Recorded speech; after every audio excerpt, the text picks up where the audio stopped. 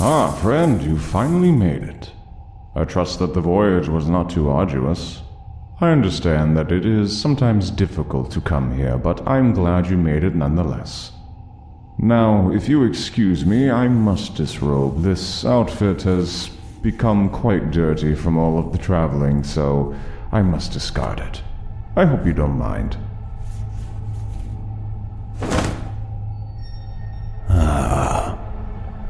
Much better. I trust that you are comfortable. Who am I? You need only look in a mirror to know. I am that all-consuming cold within your bones. I am the jagged iron blade amongst the Achilles heel of your very emotions. I am the hot, boiling blood within your veins. But most importantly, I am that putrid lump of black tar within the deepest and darkest recesses of your heart. I am the shadow of fear, the flesh of pain, and the fires of hate, all born under the black heart of malice. I am the representation of mortal weakness, as well as the worst of mortal nature. But even that is a title worthy of being amended. Yes, Lord of Pitch is one of my names. It's the second name that was given to me, the eldest of which I can't even tell you. It is very likely that you will lose your mind at me even uttering my actual name. But I have acquired new names as of recent. Baron of Misery, King of Screams, or my favorite, the Malice. No, I am no Dr. Erna, but I put up a very good act. It's an alias that I have kept for quite some time. It has proven useful in some of my past escapades. Ah, yes, the burns. Well, as good of an actor as I am, phenomenal if I dare say. Unfortunately, there is just no hiding this face. As you can see, not exactly something that I could put out in public. Now, I'm sure you have plenty of questions for me, such as the idea that I'm not what you quite expected. I assume that you expected me to be, as so eloquently described by the others, a sheer force. A primordial force of evil, evil for evil's sake. And how is it that I am here if the gods supposedly managed to defeat me? Well, seeing as we have some time, I would be more than happy to explain that story to you. Come, walk with me. This all began a very long time ago. I was that sheer force of evil, an instinctive, impulsive creature set on destroying all of the realm. I had fought against all of the deities, and no matter what they threw at me, I would never falter. And I was only growing stronger. After all, my power is derived from the suffering and misery of mortals, which, might I admit, you mortals are never in short supply of. But then, they came with an idea. If misery fed me, it would be logical that salvation would starve me. Or perhaps, contain me. So, they decided to look to their favorite toy, mortals. They searched far and wide for a mortal with a heart of gold, one suitable to face me. And who did they find? Take a guess. Oh yes, Zachariah. They told him he would never return to the mortal plane, that what he would do would be entirely irreversible, no going back. And despite all the warnings, he agreed. And so they sent him here to face me. He pulled every single inch of my essence into himself. I was imprisoned in his mind, trapped in his body. Constant light of salvation shone unto me. Peace had returned to the realm once again, and the gods' plan had worked. But this was not the end. In my time within his mind, I began to learn more about this man, this Zachariah, and the misery he held within. This incurable sickness that Cyros had cursed him with was disgusting. It was contagious. He was in constant dread over the idea of infecting others with his incurable disease. Not to mention, he was always in some sort of pain, whether it be the lack of pleasant breathing, or the fact that so many of those who once cared for him slowly removed him from their lives, ostracizing him like a leper. And to put a cherry on top, he hated how he was cursed for doing something so righteous, and how he was so poorly treated by those who he'd give a willing hand to help. And oh yes, that same woman from the story that I had told you, he hated her too. Essentially, switch out some details from the story that I had told you last, and it's the same thing. Upon witnessing all of his misery, I quivered with enjoyment. And at that moment, I had a revelation. I enjoyed his misery. I now grinned when I witnessed the blind fool tremble in terror and paranoia. I laughed as I watched the orphan boy cry over the corpses of his newly deceased parents. And I would applaud when I watched you mortals fight your wars over something oh so trivial. I found glee in my malice, and with it, volition, desire, and purpose. You know, there is a grand difference between one who is heartless and one who is black-hearted. The heartless man would torture out of instinct, but the black-hearted man would torture out of delight, out of the desire for entertainment. No longer did I want to just destroy the realm. From then on, I wanted to watch it burn, slowly, resting my feet upon the warming fires of the misery of all the mortals within Domus. I wanted to make the mortals call out my name in fear, pain, and hate, and for mortals of a particularly cruel intent to praise my power.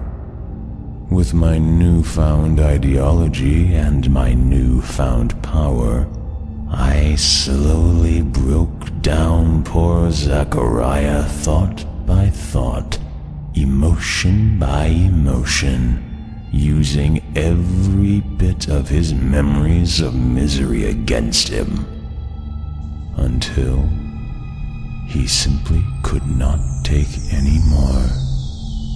He gave up, and he let me have full control as I cast aside his broken soul, leaving me to his battered and bloody husk.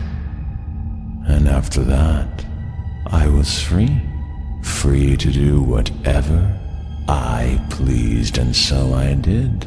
There were a few things that I managed to do between then and now, things that none of the higher beings ever expected or even know.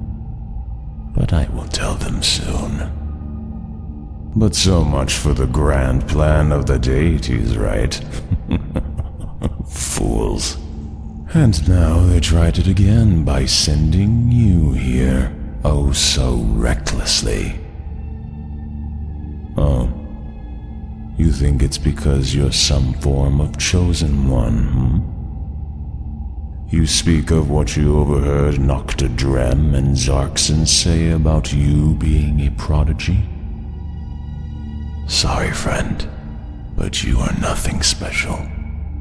But deep down, I think he already knew that.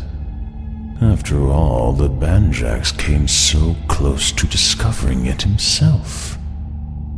Don't you remember?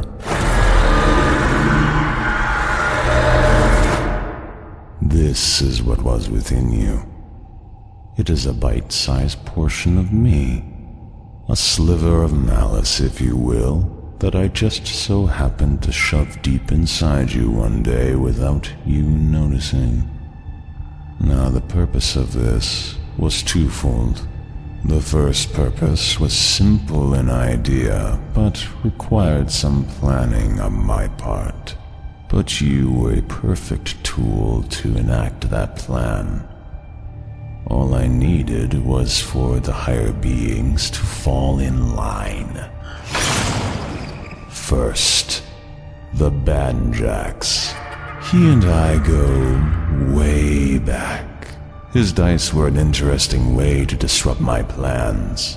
He is chaotic, but smart. To break a plan, he has to know if one is cooking. He has to know how it works.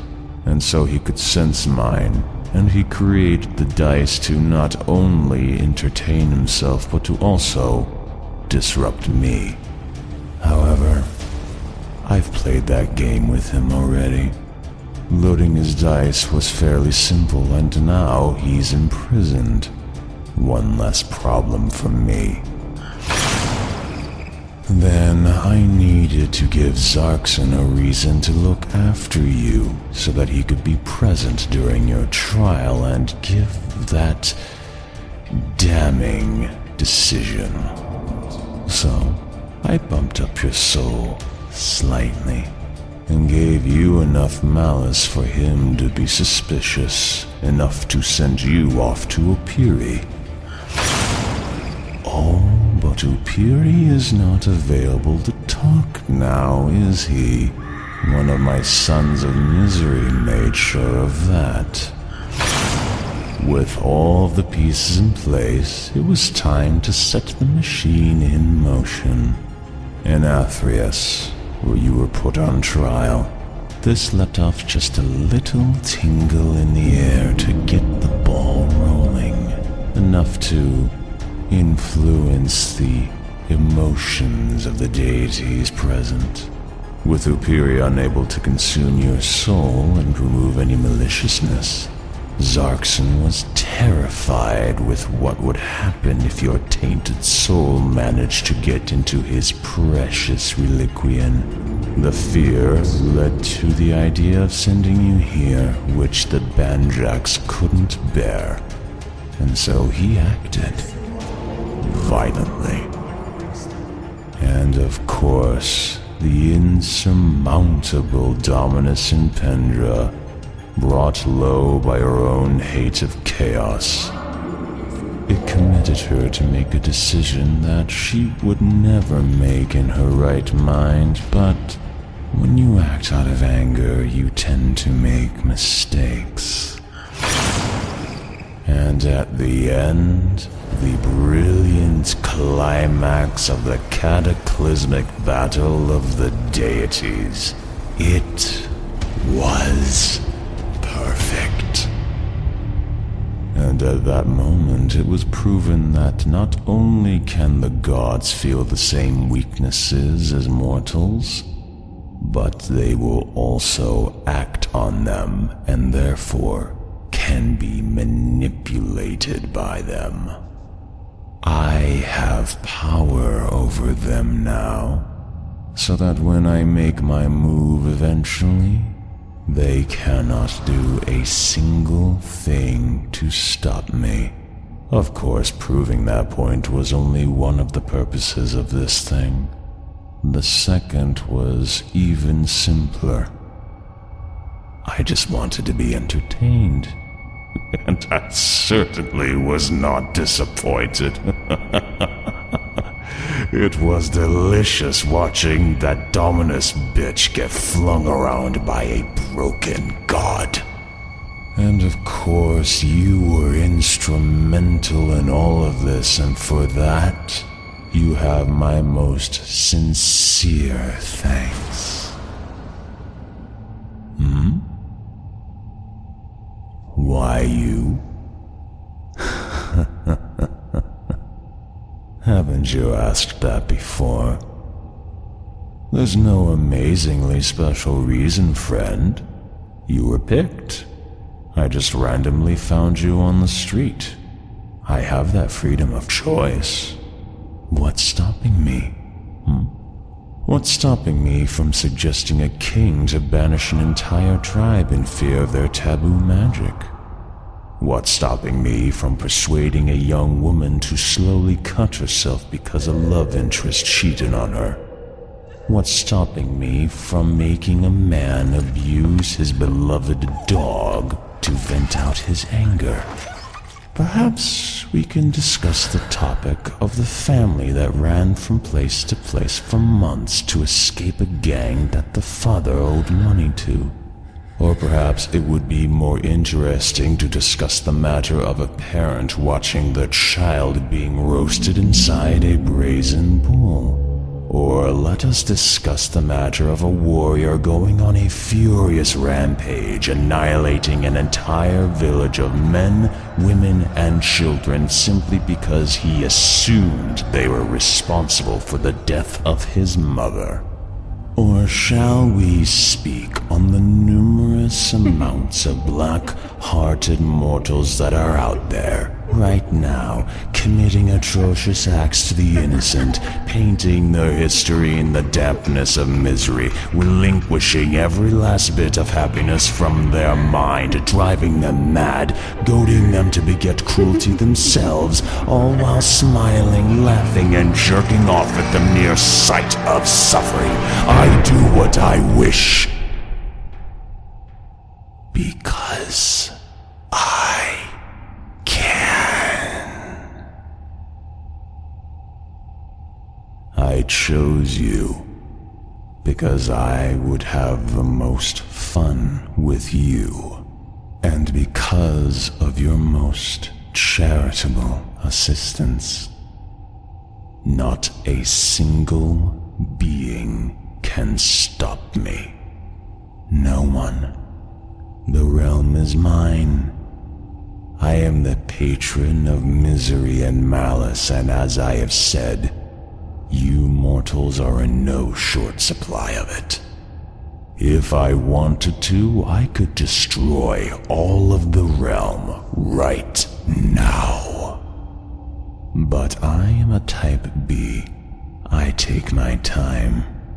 I'll allow myself eons of fun, sending my spawn, and of course myself, out to cause misery within the realm and all of its planes. While the other gods will surely try and stop me, I will gift them with some small successes just to give them a false sense of hope that they are reaching towards a goal, when in reality the successes are not being counted. But I just cannot get over the fact of how useful you were for my plan. But I had expected as much. I had my utmost faith in you, which is why it was part of the plan to have you be sent to me. As you can see, poor Zachariah's body is quite old, and I am in need of something fresher. And as luck would have it, here you are. So let me explain what's going to happen. I am going to take over your body. I am going to rip out your soul, your very essence, shove it into a place where no one will find it, and I will use your being to serve my purposes. Oh, but you are so used to having choices, right? You get to choose how to react to me taking over your body, but realistically it won't change what I'll do. Nothing will. But do not assume that I won't be so gracious on the gift that you are giving me. I offer you a final memory to leave with, one that will be within your essence for the rest of eternity. But before we do that, we must get you properly dressed.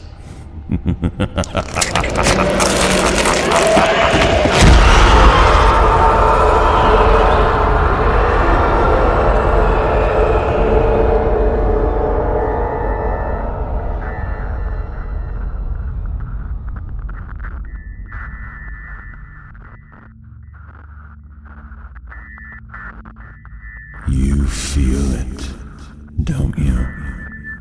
The immense power swelling within you.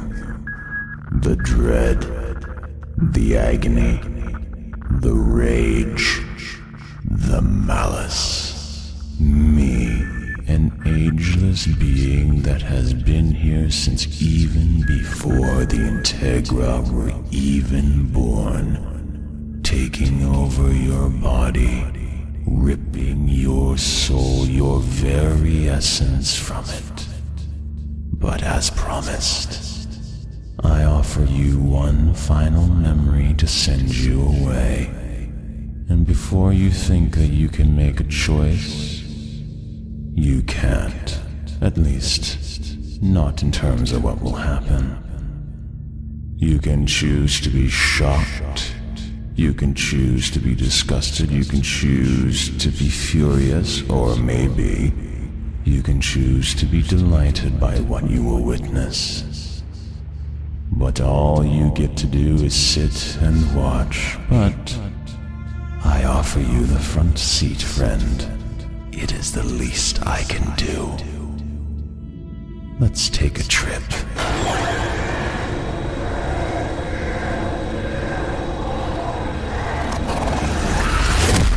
And here we are. Let's go inside, shall we?